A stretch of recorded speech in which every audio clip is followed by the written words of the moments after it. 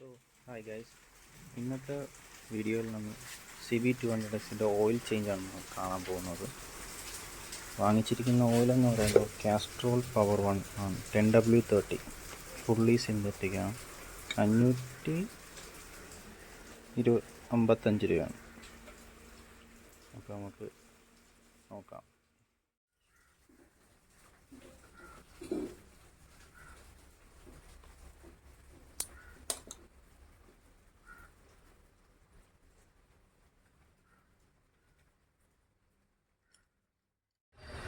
നമ്മളെ വണ്ടി call start ആണെങ്കിൽ നമ്മളെപ്പോഴും 1 മിനിറ്റ് സമയം വണ്ടി ഓണാക്കി വയ്ക്കുക. ഓയിൽ ചേഞ്ചിന് മുമ്പ് 1 മിനിറ്റ് വണ്ടി ഓണാക്കി വയ്ക്കുക. ഇപ്പോൾ വണ്ടി ഓടിക്കൊണ്ടാണ് വന്നതെങ്കിൽ ഒരു 5 മിനിറ്റ് വെയിറ്റ് ചെയ്യുക. കാരണം എഞ്ചിനൊന്ന് കൂൾ ഡൗൺ ആവാൻ ഒന്ന് വെയിറ്റ് ചെയ്യണം. എന്നിട്ടേ നമുക്ക് ഓയിൽ ചേഞ്ച് ചെയ്യാം. ഈ കാണുന്നതാണ് നമ്മൾ ഡ്രെയിൻ ബോൾട്ട് കുറച്ച് WD-40 ആദ്യം അടിക്കുക. WD-40 അടിക്കുന്നതിൻ്റെ കാരണം എന്താണെന്ന് വെച്ചാൽ നമ്മൾ ഈ ട്രെയിൻ ബോൾട്ടിൽ എവിടെയെങ്കിലും റെസ്റ്റോ എന്നുവെച്ചാൽ തുരുമ്പോ എന്തെങ്കിലും ആണെങ്കിൽ അത് പെട്ടെന്ന് മാറി ഒന്ന് ഈസി ആയിട്ട് വരാൻ പറ്റും.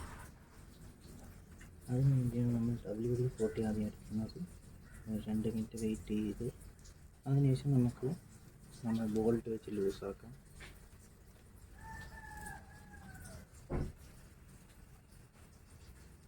ലൂസാക്കുമ്പോൾ ശ്രദ്ധിക്കേണ്ട കാര്യമെന്ന് വെച്ചാൽ നമ്മൾ ആദ്യമേ ഒരു കണ്ടെയ്നറോ ബോട്ടിലോ എന്തെങ്കിലും കഴുകി വയ്ക്കുക. കാരണം വരുന്ന ഓയിൽ നമ്മൾ ഡ്രെയിൻ ചെയ്തെടുക്കണം.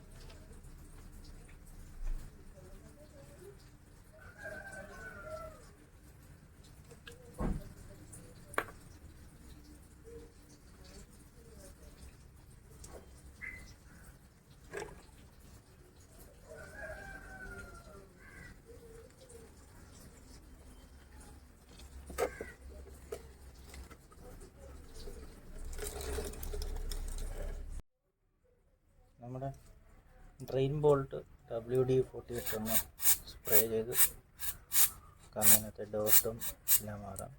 അതേപോലെ തന്നെ നേരത്തെ കിടന്ന ഓറിങ്ങാണ്. ഈ ഓറിങ് മാറ്റി പുതിയൊരു ഓറിങ് ഇടേണ്ടതാണ്. കാരണം ഓയിൽ ലീക്കേജ് വരാൻ ചാൻസ് കാണും പഴയ ഓറിങ് ഉപയോഗിച്ചതുകൊണ്ട്. അതുകൊണ്ട് പുതിയ ഓറിങ് തന്നെ ഇടാൻ ശ്രമിക്കുക എപ്പോഴും.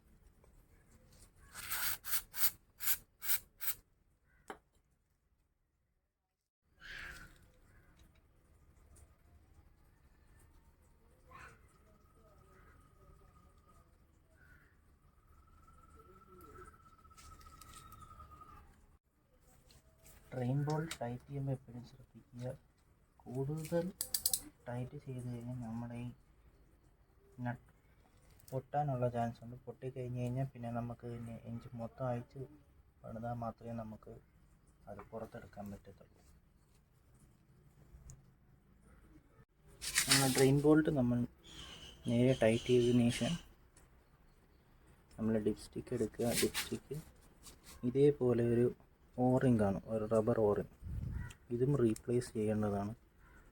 ഇത് റീപ്ലേസ് ചെയ്തില്ലെങ്കിൽ നമ്മൾ ലിപ്സ്റ്റിക്കിൻ്റെ അവിടെ നിന്ന് ഓയിൽ ലീക്കേജ് വരാൻ ചാൻസ് ഉണ്ട്. അതുകൊണ്ട് ഓറിങ്ങിൻ്റെതും അതുകൊണ്ട് ഡ്രെയിൻ ബോൾട്ടിൻ്റെതും ഈ ലിപ്സ്റ്റിക്കിൻ്റെതും വാഷർ രണ്ടും എപ്പോഴും ഓയിൽ ചേഞ്ച് വരുമ്പോൾ മാറ്റേണ്ടതാണ്. അത് കൂടിപ്പോയ ഒരു 20 രൂപയുടെ അകത്തേ വരുള്ളൂ. അപ്പം എപ്പോഴും മാറ്റേണ്ടതാണ്.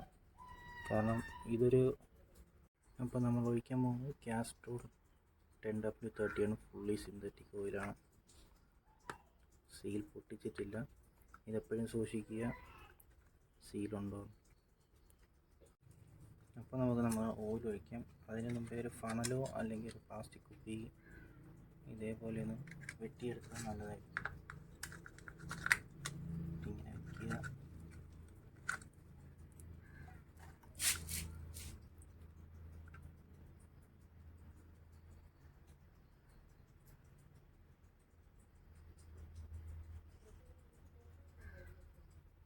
സൂക്ഷിച്ചൊഴിക്കുക. കാരണം ഈ ഫണൽ അല്ലെങ്കിൽ നമ്മളെ കുപ്പി കൈവിട്ട് പോയി കഴിഞ്ഞാൽ നമ്മുടെ ഓയിൽ മൊത്തവും പോകുന്നതാണ്.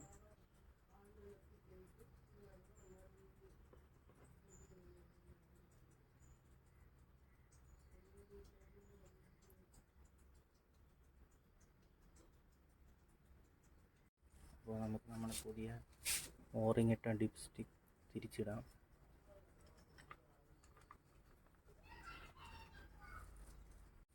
ഡിപ്പ് സ്റ്റിക്ക് ടൈറ്റ് ചെയ്യുമ്പോൾ എപ്പോഴും ഒരു തുണി വെച്ചിട്ട് ടൈറ്റ് ചെയ്താൽ നല്ലതായിരിക്കും. കാരണം അതിനകത്ത് സ്ക്രാച്ചോ ഒന്നും വരാതിരിക്കാൻ ഇത് പ്രിവെൻറ്റ് ചെയ്യും തുണി വെച്ച് കഴിഞ്ഞാൽ. അപ്പോൾ അതൊരു നല്ലൊരു ടിപ്പാണ്. ഇത് കറക്റ്റായി ടൈറ്റ് ആയിട്ടുണ്ട്. അങ്ങനെ നമ്മൾ അതിസമയം നമ്മളെ ഓയിൽ മാറിയിരിക്കുകയാണ്. അതേപോലെ തന്നെ നമ്മളെ ചില ഫേക്ക് ആയിട്ടുള്ള പ്രോഡക്റ്റ് ഫ്ലിപ്കാർട്ടിൽ കൂടെ വരുന്നുണ്ട്. അത് നമുക്ക് നോക്കാൻ പല വഴികളുണ്ട്. അതിനകത്ത് ഒരു വഴി എന്ന് പറയുമ്പോൾ നമ്മളെ ഈ ക്യാപ്പിൻ്റെ അകത്ത് ഇതേപോലൊരു ബാർകോഡ് കാണും. ഇതെന്ന് പറയുമ്പം എന്തോ ക്യാഷ് ബാക്കാണ്. ഇത് ഫേക്ക് ആയിട്ടുള്ള പ്രോഡക്റ്റിൽ ഒരിക്കലും വരില്ല. ഇത് നോക്കുക. നമുക്കിനി വണ്ടി ഒന്ന് സ്റ്റാർട്ട് ചെയ്ത് നോക്കാം. ഈ ഓയിലിൻ്റെ ജെന്യുവനായിട്ടുള്ള ഒരു റിവ്യൂ ഞാൻ ഉടനെ ഈ ചാനലിൽ തന്നെ പോസ്റ്റ് ചെയ്യുന്നതായിരിക്കും.